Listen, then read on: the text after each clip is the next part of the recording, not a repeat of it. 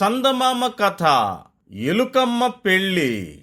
చాలా కాలం క్రితం ఒక మహర్షి ఉండేవాడు. ఆయన నిరంతరం తపస్సు చేసుకుంటూ ఉండేవాడు. ఒక రోజు ఆయన నదిలో స్నానం చేసి దోసిల్లోకి నీళ్లు తీసుకుని సూర్య భగవానుడికి అర్ఘ్యం సమర్పిస్తున్నాడు. సరిగ్గా అదే సమయంలో ఆకాశంలో ఒక గద్ద ఎగురుతూ వెళ్తోంది. ఆ గద్ద తన కాళ్లతో ఒక ఎలుక పిల్లను పట్టుకుని ఉంది. గద్ద కాళ్లలో పట్టు తప్పడంతో ఆ ఎలుక పిల్ల గద్ద కాళ్లలోంచి జారింది. అలా కిందకి జారిన ఎలుక పిల్ల నేరుగా వచ్చి మహర్షి దోసిల్లో పడింది. తన దోసిలిలో పడిన ఎలుక పిల్లను మహర్షి వాత్సల్యంగా చూశాడు. ఎలుక పిల్ల కూడా మహర్షి వైపు తమాషాగా చూసి కళ్ళార్పింది. దాంతో ఆ మహర్షికి ఆ ఎలుక పిల్ల మీద జాలి కలిగింది. దానిని తానే పెంచుకోవాలని నిర్ణయించుకున్నాడు. కాకపోతే ఎలుకలా కాకుండా ఒక అందమైన ఆడపిల్లలా మార్చి పెంచుకోవాలని అనుకున్నాడు. అనుకున్న వెంటనే ఆ ఎలుక పిల్లను ఒక ముద్దులకే చంటి పిల్లగా మార్చేశాడు. ఆ పాపకి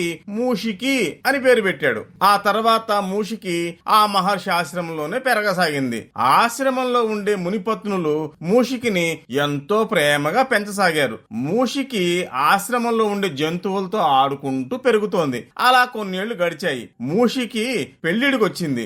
ఎంతో చక్కనైన యువతి మూషికి అందరికంటే బలశాలి అయిన వరుణ్ణి చూసి పెళ్లి చేయాలని మహర్షి సంకల్పించాడు. ఈ విశ్వంలో అందరికంటే బలశాలి ఎవరా అని మహర్షి ఆలోచించాడు. ప్రత్యక్ష దైవం సూర్య భగవాన్ని మించిన బలశాలి ఎవరు ఉండరని ఆయనకు అనిపించింది. వెంటనే మహర్షి సూర్యుడి దగ్గరికి వెళ్ళాడు. తన కుమార్తె మూషికిని పెళ్లి చేసుకోవాల్సిందిగా సూర్యుడిని కోరాడు. ఈ విశ్వంలో అందరికంటే బలశాలి మీరే కాబట్టి మీకే నా కుమార్తెనిచ్చి పెళ్లి చేయాలని అనుకుంటున్నానని మహర్షి అన్నాడు. దానికి సూర్యుడు నవ్వి, నేను అందరికంటే బలవంతుడిని కాదు. వరుణుడు మేఘాల రూపంలో నాకు అడ్డం వచ్చాడంటే చాలు నా బలం సన్నగిల్లిపోతుంది. నాకంటే బలవంతుడు వరుణుడు కాబట్టి నీ కుమార్తెని వరుణుడికిచ్చి పెళ్లి చెయ్యి అని సూర్యుడు చెప్పాడు. మహర్షి వరుణుడి దగ్గరికి వెళ్ళాడు. తన కుమార్తెని పెళ్లి చేసుకోవాల్సిందిగా వరుణుణ్ణి కోరాడు. దానికి వరుణుడు స్పందిస్తూ, మహర్షి, అందరికంటే బలవంతుణ్ణి నేను కాదు,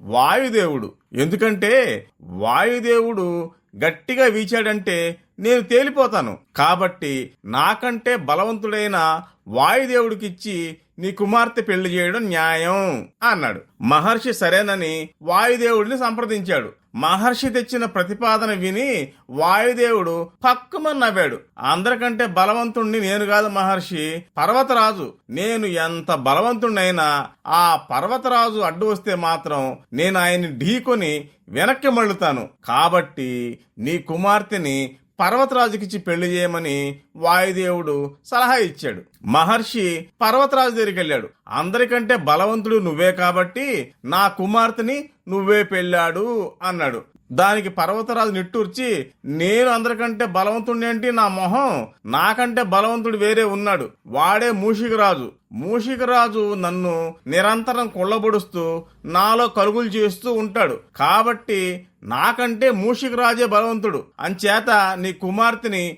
మూషికరాజుకిచ్చి పెళ్లి చేయి అన్నాడు. అప్పటికి మహర్షికి అసలు విషయం అర్థమైంది. ఎలుకని ఎలుకకే ఇచ్చి పెళ్లి చేయడం న్యాయమని అర్థం చేసుకున్నాడు. వెంటనే మూషికిని ఎలుకగా మార్చేశాడు. ఆమెని మూషికరాజుకి ఇచ్చి వైభవంగా పెళ్లి చేశాడు.